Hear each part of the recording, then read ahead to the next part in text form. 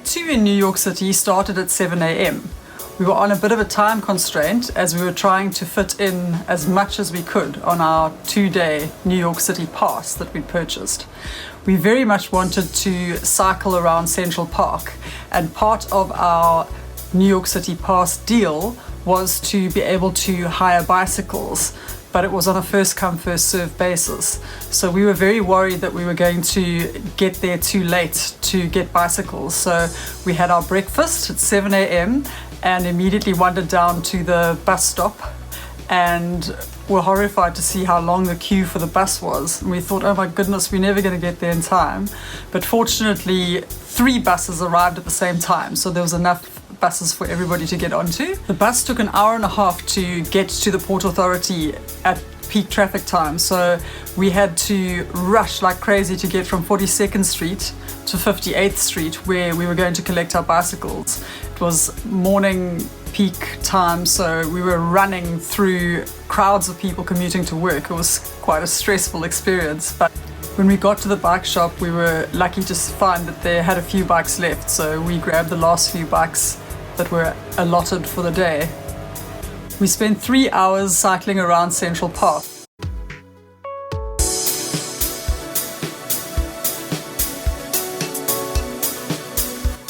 We stopped at the Metropolitan Museum. We'd been told that there was a great view of Central Park from the upper deck of the museum, and we didn't want to spend too much time wandering around the museum because we knew that that would take away from sites that we wanted to see later in the day. So we rushed through the museum, trying hard not to look at any of the exciting exhibits, to get to the upper deck, and took in great views of Central Park from the upper deck.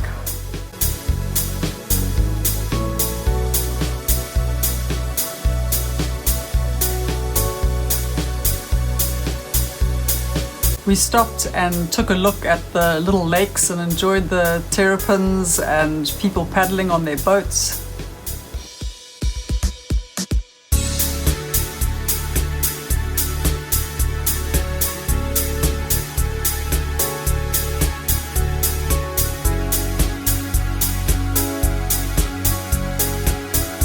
We enjoyed being back on bicycles again, and it was great to be amongst other cyclists and people exercising in the park. We enjoyed seeing the horse-drawn carriages and just the amazing green area of Central Park in the midst of this huge concrete jungle. After dropping off the bikes, we took a walk to New York's flagship Mac store. Very, very flashy with glass staircases and obviously crowds and crowds of people.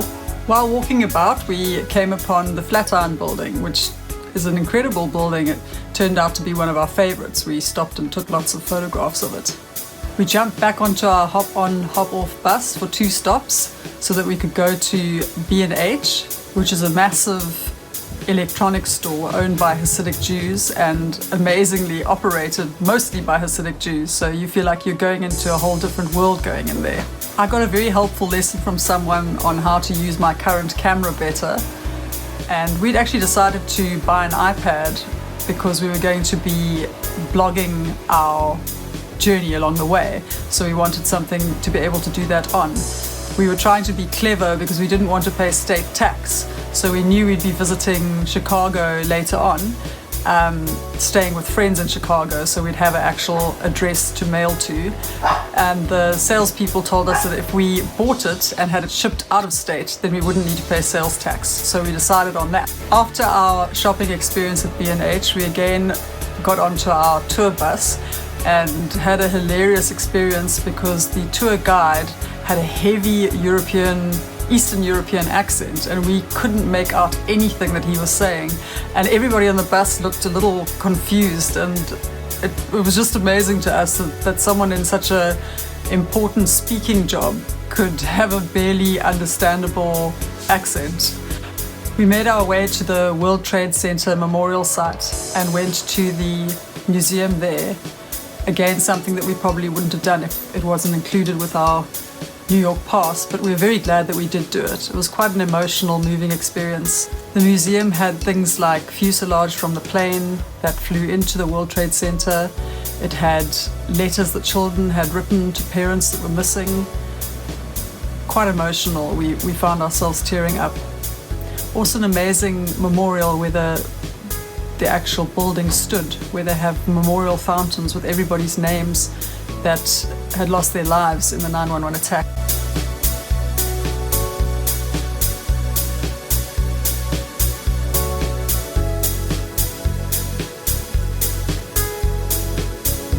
We got back on our bus, this time with a better guide, and made our way past Wall Street, Little Italy, Chinatown, Saks Fifth Avenue, and the Astoria.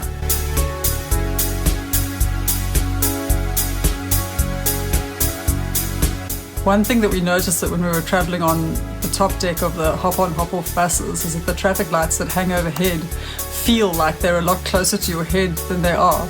Every now and then you feel like you have to duck to go under the traffic lights, but they're not as close as they look.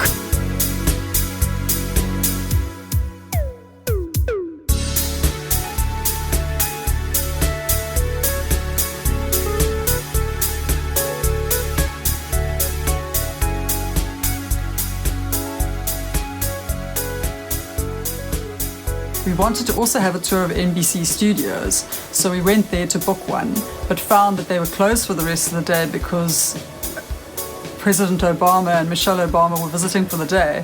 So because it was them that had closed it down, they had said to us we could come back and visit at any stage. It didn't have to be on our 2-day pass. So that was useful, so we could spread it out a little bit more because we were going to be coming back to New York at the end of our trip.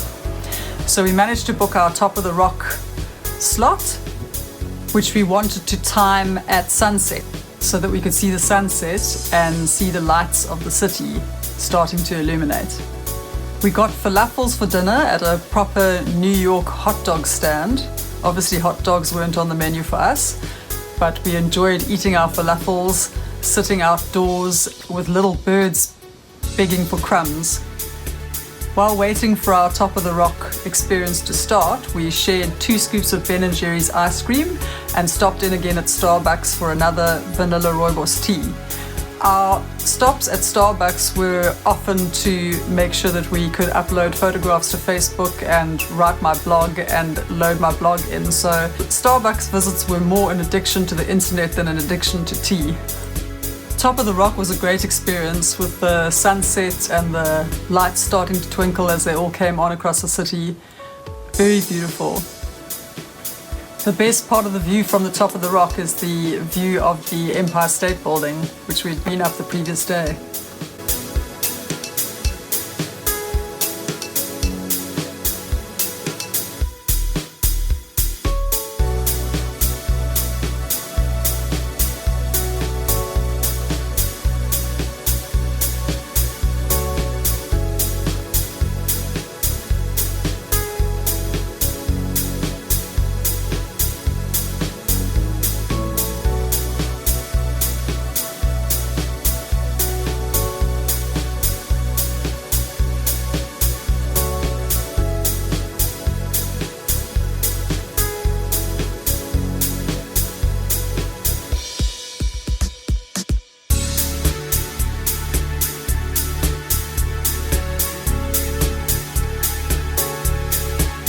Now we were on a tight time constraint to get to Broadway Street in Times Square so that we could start our 2-hour bus tour of Brooklyn.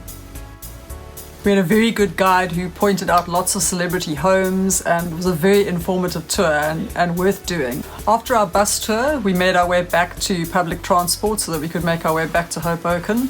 It would be our last night in the city before heading out to Niagara Falls the next day.